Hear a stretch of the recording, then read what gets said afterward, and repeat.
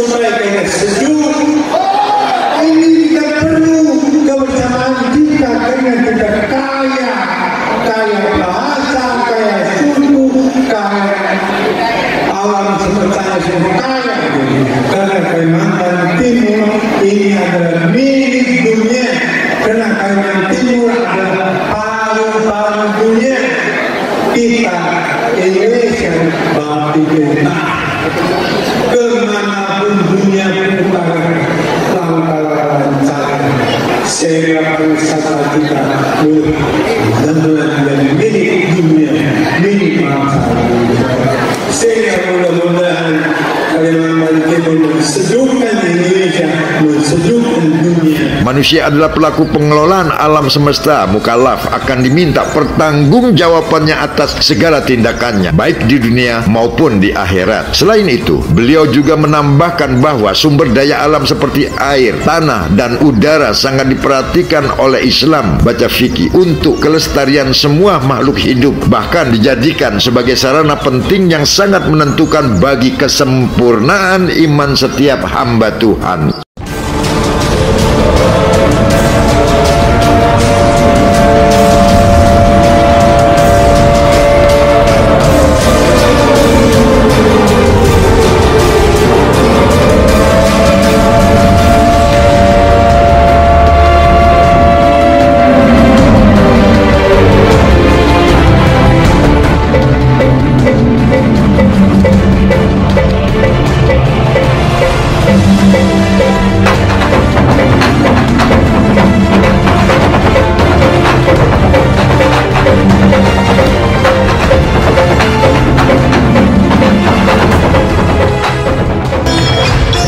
Apa yang dirasakan para wisatawan dari tingkat lokal, nasional maupun internasional ketika batin mereka terpanggil baik sendiri, sekeluarga atau berapa rombongan bus untuk berkunjung melihat fenomena sunrise atau sunset, berkemah, bakar-bakar ikan atau jagung sambil menikmati suasana Pantai Lamaru, Balikpapan, Kalimantan Timur. Bukan hanya terpesona dengan keindahan pantai, air bening, samudera biru di sela angin sejuk dan kicau nyanyi burung merdu bersautan, namun merasakan kenyamanan di bawah gugusan rerimbun hutan pinus. Betapa mampu menenteramkan jiwa dan menjernihkan pikiran. Itulah salah satu tujuan Haji Muhammad Yosutomo sebagai owner atau usahawan, bangsawan, agamawan termasuk rimbawan, berinisiasi dalam melakukan gerakan budaya bakti peduli rimba. Penghijauan lingkungan mesti selalu terjaga, terpelihara demi menciptakan keseimbangan hidup antara kebutuhan batinia manusia dengan pelestarian alam lingkungan. Tidak banyak dimiliki para pengusaha yang sebagian besar hanya berlomba-lomba mencari laba, menumpuk harta, padahal akhirnya mati juga. Sebagai wujud kebaktian pada rimba dilakukan Haji Muhammad Yosutomo bukan hanya terkhusus di Pantai Lamaru, Balikpapan, namun juga seperti lahan luas kepemilikan Yayasan Sumbermas Senyur Group tidak sepenuhnya dibangun usaha perhotelan, sarana pendidikan, sarana kesekretariatan kebangsaan, keagamaan, namun tetap diberikan ruang yang cukup luas, membiarkan pohon-pohon tumbuh subur serupa hutan lindung. Budidaya penghijauan alam tetap menjadi skala prioritas. Bahkan lambang senyur pada perusahaan adalah ide Haji Muhammad Yosutomo, berkandung makna satu kecintaan yang kuat terhadap pohon kelapa, tumbuhan, hutan, dan bumi selalu dihijau suburkan.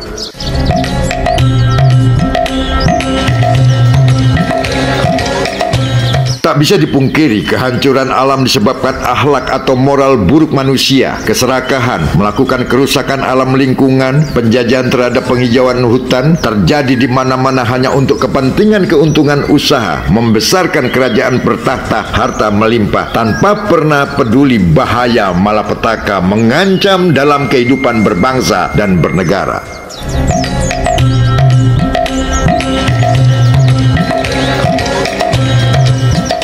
Pada 500-an Masehi yang lalu, Rasulullah pernah bersabda, jika besok kiamat datang dan yang tersisa di tangan manusia ada satu bibit tanaman, maka tanamlah bibit tersebut. Merupakan peringatan khusus untuk seluruh umat manusia di planet bumi. Faktanya, ancaman kerusakan serta krisis iklim setelah revolusi industri di Eropa menandai kebangkitan modernisasi dan putusnya kesadaran manusia dalam menjaga alam lingkungan. Tanpa disadari, kondisi yang terjadi bahwa telah berada pada batas masa darurat. Artinya, apabila pembangunan dan pertambangan tak lagi berbasis ramah lingkungan, maka cepat atau lambat bencana alam besar akan menenggelamkan kehidupan manusia. Berdasarkan laporan Badan Nasional Penanggulangan Bencana BNPB, terdapat 749 peristiwa bencana alam di Indonesia sejak tanggal 1 Januari hingga 31 Maret 2023. Dari jumlah tersebut, banjir yang paling banyak terjadi dengan total 331 kejadian. Jumlah ini setara 44,19% dari total kejadian bencana nasional pada periode tersebut. Terdapat 226 peristiwa cuaca ekstrim, 130 tanah longsor, 41 kebakaran hutan dan lahan karhutla, 10 gelombang pasang abrasi, 9 gempa bumi dan 2 erupsi gunung api. Seluruh kejadian bencana itu menjadikan lebih dari 5,49 juta orang menderita dan mengungsi, 851 orang meninggal dunia, 8.726 orang luka-luka, dan 46 orang hilang dan mengakibatkan 95.051 rumah rusak.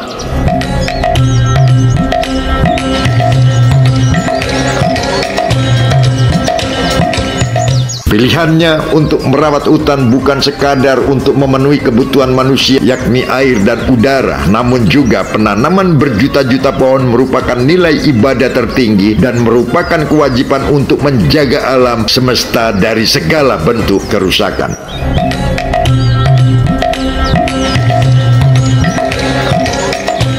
Dalam buku Merintis Fikih Lingkungan, menurut pandangan Kiai Haji Al-Yafi, mengingatkan bahwa manusia memiliki kewajiban untuk memelihara lingkungan yang disebut dengan hak al-kifayah, atau produksi dan konsumsi harus sesuai dengan standar kebutuhan layak manusia. Mengeksploitasi kekayaan alam secara berlebihan, israf, serakah, tamak, dan tidak wajar adalah berbahaya, terlarang. Tugas manusia ialah menjaga keselarasan dan keseimbangan alam ekosistem mutlak ditegakkan akan terus-menerus disubur kembangkan.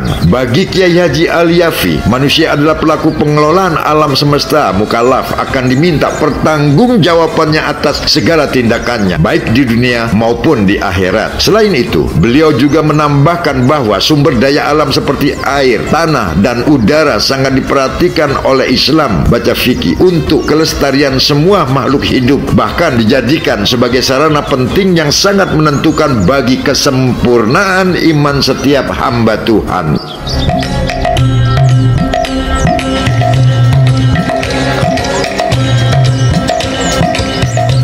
Sayyid Hussein Nasir pernah mengemukakan, mereka yang percaya bahwa barang siapa yang berdamai dengan Tuhan, maka ia akan berdamai dengan ciptaannya, dengan alam, dan dengan manusia. Dan setiap orang mengemban perannya masing-masing di muka bumi. Tapi menjaga alam adalah tugas setiap manusia, entah dalam bentuk gerakan apa yang dipilih. Kita membutuhkan lebih banyak setiap air yang mengalir dan udara yang setiap detik dihirup untuk kelanggengan bumi dan diperuntukkan bagi generasi selanjutnya, supaya anak cucu keturunan tidak mati berdiri dan berdarah disebabkan dampak azab Tuhan Sang Pencipta Tunggal alam semesta dan seisinya. Hari Bakti Rimbawan diperingati pada tanggal 16 Maret 2024. Peringatan Hari Bakti Rimbawan adalah sebagai momentum untuk memperingati dibentuknya Departemen Kehutanan yang diresmikan pada tahun 1983 yang silam.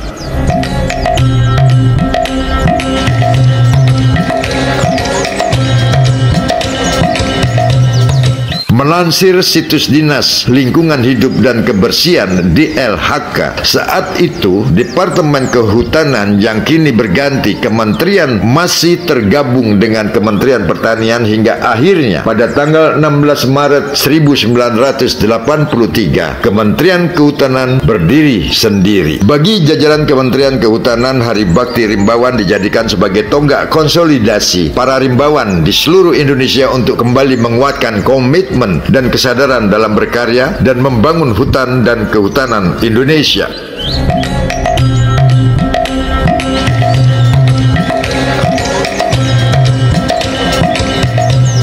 Dalam rangka merayakan peringatan Hari Bakti Rimbawan ke-41 pada tanggal 16 Maret 2024, mengedukasi diri dan orang lain tentang pentingnya membangun, menjaga, dan melestarikan hutan dan kehutanan di Indonesia. Turut serta dalam upaya pemeliharaan dan perlindungan hutan secara teratur untuk mencegah kerusakan dan kemusnahan hutan Indonesia.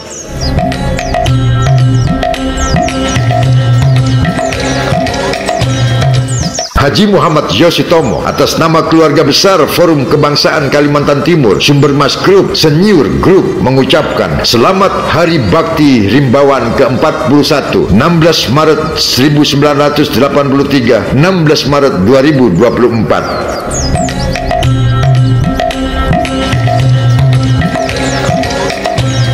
Dengan turut serta melestarikan hutan, alam, dan lingkungan merupakan kekuatan besar dalam mengantisipasi bahaya bencana alam yang akan merugikan kehidupan manusia di jagat semesta raya.